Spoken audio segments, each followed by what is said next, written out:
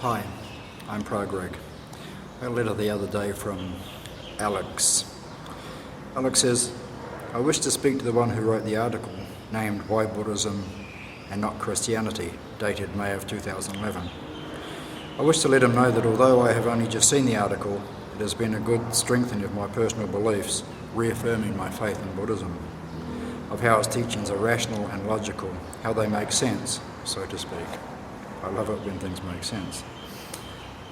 And then it goes on and says, unfortunately, it also reaffirmed my hatred of Christianity. Please listen to me. I am sad because I mourn for the Christians. I am sad because I cannot shed my hatred for Christianity. I am sad because I cannot see the love and kindness it teaches. I can only see the missionaries of ages past spewing hate and threats of eternity and hell to ethnic groups, and destroying many old traditions and cultures in their mass conversions. I see these missionaries today hiding behind false smiles and using kind words to sway the believer, changing their tactics in a world where outright threats of damnation are no longer seen as acceptable. I see a religion that spews hatred of the self, encourages the belief that we are all doomed from birth, from sins we are unaccountable for, unless we give ourselves in and metaphorically kiss the posterior of their God with the control freak mindset and his sacrificial lamb of a son he engineered as a scapegoat to create Christianity's guilt complex. Last year around September, I met a man handing out Christianity pamphlets. We talked for a bit. He talked about SETI, the search for life amongst the stars. He said he didn't believe in aliens because God created the entire universe for us. The universe is so vastly huge it felt like arrogance that we and only we deserve an entire plane that we can never hope to fully explore. That a God would create a universe of unaccountable size for just one race, imperfect in its squabbles and wars. He said that the earth was a stage for God to express his love. I felt quietly insulted at such an arrogant statement. I told him of Muhammad and Buddha, of how they too improved the lives of people without needing to die for them. He countered, and what he said essentially summarized that Jesus was superior to them because he came back to life. That's it. The way he said it with a childlike innocence, it quietly shocked me. It was in essence a child saying that Superman is better than Batman because Superman can fly. I would rather rot in their hell than go to their heaven. Satan seems like a nicer person compared to this angry, damning lunatic named God. Hatred will never defeat hatred, but so many of these Christians, they will wield a shield of arrogance and dogma against logic and rationality. Some fearful that they will degenerate into savages the moment they let go of their faith. I want to break this shield. But I do have friends that are Christian. I know them to be kind, reliable and honest folk. So when I hear them talk of how God's presence fills them, I feel saddened, knowing what I think to be better than they do. I applauded when one of my other friends renounced Christianity, calling it the biggest, most pointless guilt trip in the history of humanity.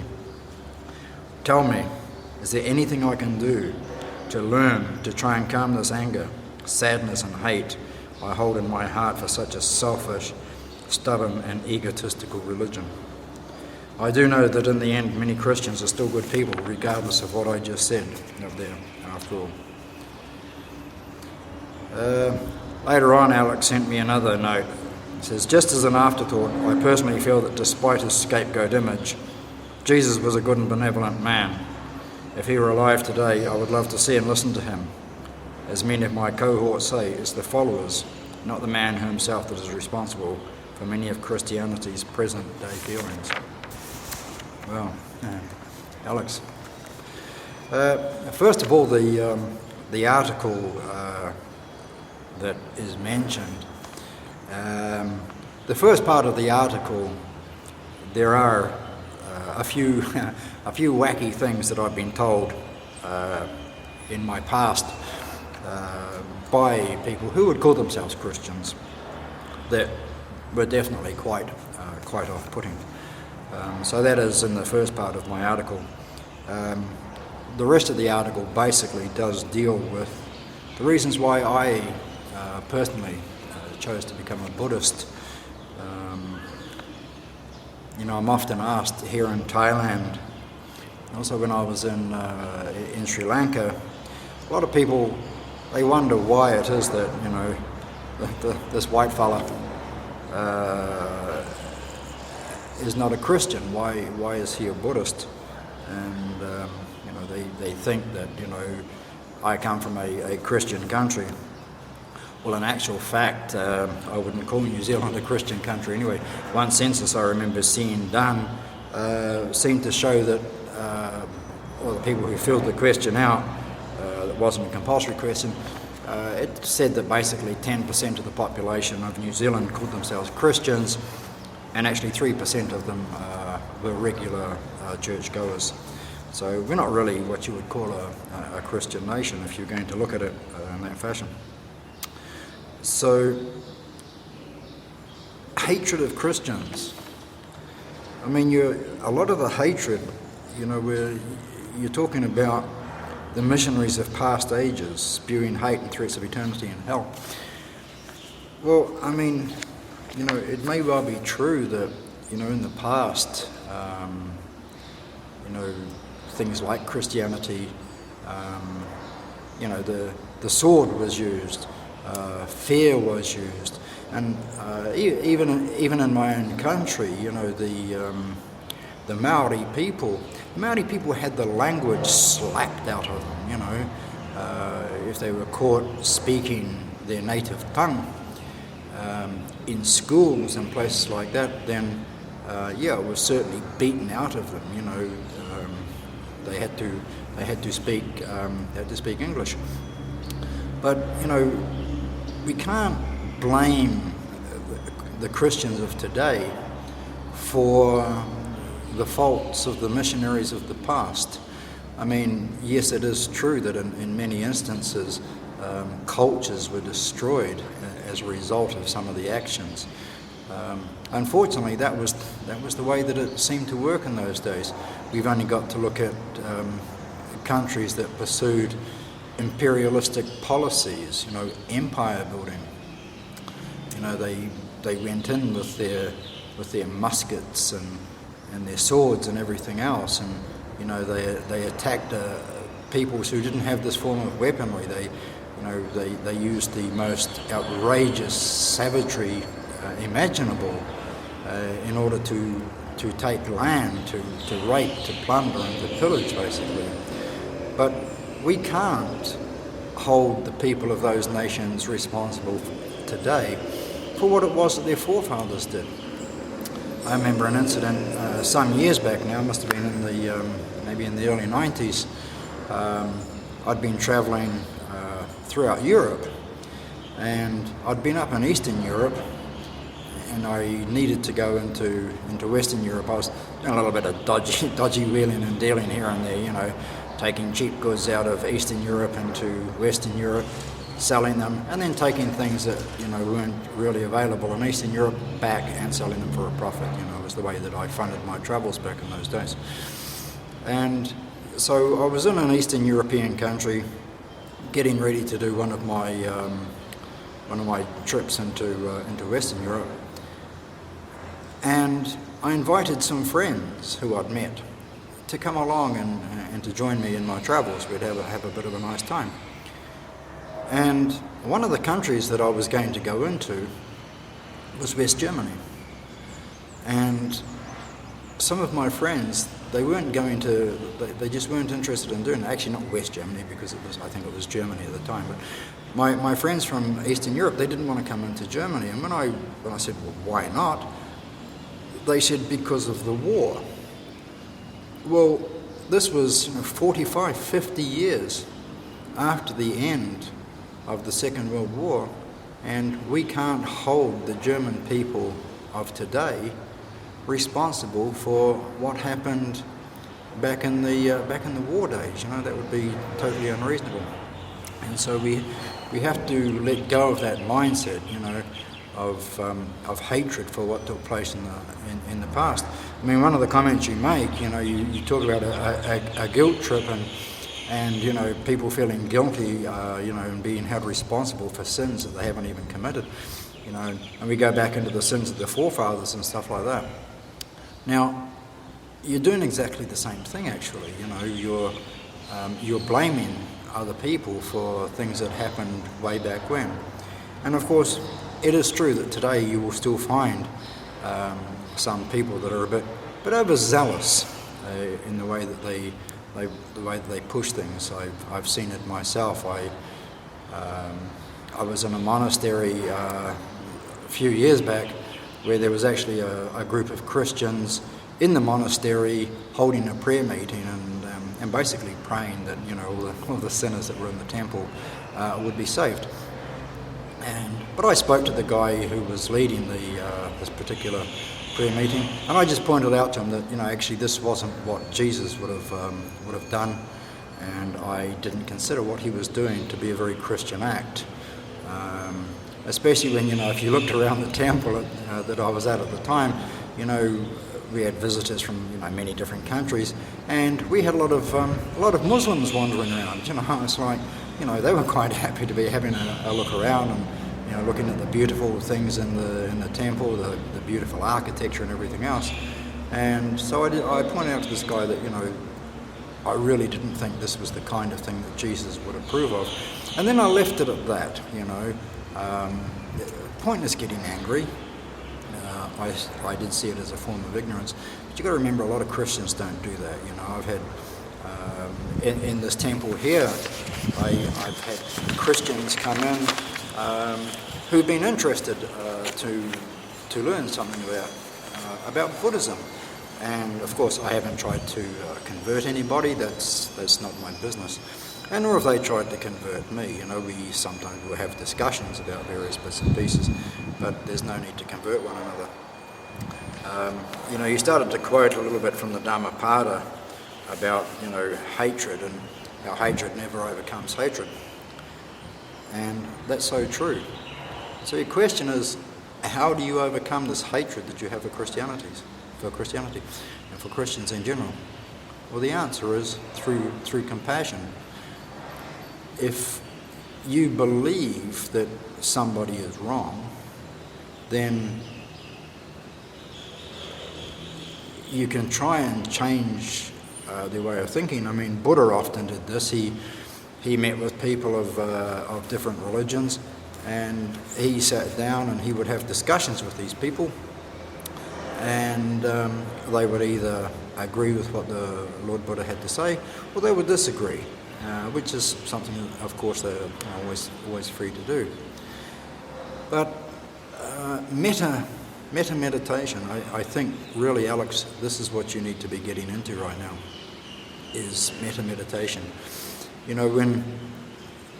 When we talk about compassion, all too often, it's like, yes, I have compassion for this person, I have compassion for that person, I have compassion for my dog, for my cat, for my budgie, all these sorts of things, But actually, that's easy. Anybody can have compassion for those who agree with them, for those who care about them, and for those who love them. But it's the people that don't agree with you, that don't like you, that would bully you, who would beat you. These are the people. This is where we start to truly practice the compassion that we need to be practicing. I've said this before. Especially when Pra Fred was here, Pra Fred was very involved with the Shan refugee children, a lot more involved than I was. And of course, he was always arranging to take people to see them, and he was receiving donations to buy clothing for the children, to get food, milk, things like this, things that the children needed, and their families, of course. And everybody, they loved the children, and the children are very beautiful. But I always used to point out to them that it was necessary that we had compassion for the junta, in Myanmar, because the junta too are suffering. And the junta are accumulating non-virtuous karma, and there are some very good chances that in their next life they are truly going to suffer for some of the things that they've done in this life. And so some people found that a little bit hard to accept. How can you work with the children and still have compassion for the oppressor? But that truly is where compassion starts to come through. And so when it comes to dealing with the Christians, they're not all bad. You said yourself that you know very good Christians, as I know very good Christians. And so we have to understand that in all religions we're going to get zealots. We're going to get people who are prepared to fight to defend their religion. But there's no compassion when people start, using hatred upon one another. Hatred very quickly turns to violence, turns to war. And so this is something that we need to avoid. And it's not just Christianity that I'm talking about here. And I know a lot of people automatically, the Muslims. Well, there are two countries, Buddhist countries. And I really dislike using the term Buddhist country, Christian country, because I don't believe that a country is anything, The people, even the people, by birth, I don't believe that makes you a part of a religion. I believe that it's a lifestyle, it's a choice that you make that actually makes you whatever it is that, that we call ourselves. But, there are these two Buddhist countries who, I don't know if the word war might be a little bit too strong, but they've certainly had some skirmishes, some border skirmishes over a temple. Now, that's madness. That's truly is madness. I mean, two Buddhist nations who are prepared to fire shots over a border to say who owns a Buddhist temple. There's nothing Buddhist in that action. And it's the same when, if a Christian does some of these things, you can't say that what they're doing is Christian. These people it's a delusion, they're deluded, they don't understand the teachings. I mean, you do finish off here, you're saying Jesus seemed like quite a cool bloke. And that's true. And in actual fact, if you read the Bible, there's not a lot of teachings of Jesus in there. Per se, not a lot of we look at the Tipitaka, and there's sort of 84,000 sutras or verses rather, 82,000 of them attributable to Lord Buddha, and another 2,000 attributable to other people. There's about 30 odd things in the New Testament.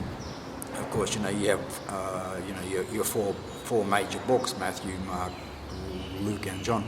So it might appear to be, but many of them they're just repetitions of something that Jesus said. So in actual fact, Jesus didn't say a lot, but the things that Jesus did say were actually quite groundbreaking for his time and for where it was that he was hanging out there, and saying, take care of the widows and the orphans. So this is what true religion is. He got a little bit miffed that, when he went to the temple and, you had the money changes and all that sort of thing going on. And so, they say he turned over the tables, got a little bit ratty with them. And he actually told the priests off, and he said, you guys, you're keeping the people away from God. And so, many of the things that, Jesus said, he did, he spoke with compassion, he spoke with love. And yes, a lot of the things that are taught, I think if Jesus was here today, he would be sitting there going, I didn't say that, I mean, blaming me. So, but we have to have compassion. There are a lot of very, very good Christians out there. They're not talking the talk, they're walking the walk, But with any religion, it is usually the weirdos, the fundamentalists, those who blow things up, those who would target innocent people, all this sort of stuff. These are the guys we see the most. A while ago I was watching a video on YouTube, and there was a guy, and he'd put up a video, God hates Buddhists. And basically he was saying, he basically said that a rapist, a paedophile was more acceptable in the eyes of God than a Buddhist was. The language he was using was just absolutely incredible. It's like, not the kind of language you would think a Christian would be using. And I'm not talking about the occasional word, this 10-minute video or whatever it was just full of expletives. And at one stage during the video, he said something about, don't give money to monks or don't give money to temples or something. You'd be better off saving up your money and getting $10,000 together. And then he said, with his $10,000 he went to such and such a Bible college, and he said it was the best $10,000 that he'd ever spent. And I just remember sitting there thinking to myself, I feel so sorry for that Bible college because their name has been mentioned on a video. And I'm sure they would have cringed if they'd have seen it. And, this guy, nobody would consider him to be a Christian. Christians wouldn't consider him to be a Christian. He might, but he was seriously deluded. So, as I say, the best thing is meditate on compassion and remember all the good things that the Christian church does. And they do a lot of very good things. I can recall back home, we had a group of churches in our area. From memory, I think one was Baptist, one was a Roman Catholic church, there was a Brethren church, I think an Anglican church, Methodist church. There's a whole bunch of churches around. And of course, in our neighbourhood, we had a lot of poverty. And it was brought to the attention of the various churches that there was a lot of people who really did need some help. And so they got together and they set up a food bank. Now, somebody could say, phone up the Baptist church and say, look, there's a family in need. They have X amount of children aged this age, they've got a baby, this blah, blah, blah, and they need food. And it might be that they need some baby formula. So the Baptist church would start to get something together, then they'd realise, well, I've got no baby formula. So they'd phone the Catholic church up. So do you have any baby formula? We have a need. And so these churches, they worked in conjunction with one another. And when the food was delivered to the recipient, yes, there was a pamphlet that was placed inside one of the bags. And all that pamphlet said was that there were these various organisations, the Catholic Church, the Baptist Church, the Anglican Church, all these various. And if anybody wished to talk to someone, then they were quite free to come and to visit. Now, to me, that's not really proselytising. Sometimes people need a place to go and talk. And so this is what I would call the church in action. And there's a lot of it. But unfortunately, these are the things that we don't hear about, We normally just hear about all of the bad things. And these aren't the things that we need to be paying attention to. So, meditation on compassion and remembering that the people that you're seeing quite often on the front lines, they may not necessarily be what the church is all about. There are a lot of good Christians out there. There's a lot of good work taking place. Okay, so I hope that answers your question, Alex, and I hope that soon you'll be able to get back in touch with me and say that your feelings towards the church, your feelings towards Christians has changed. Okay, bye for now.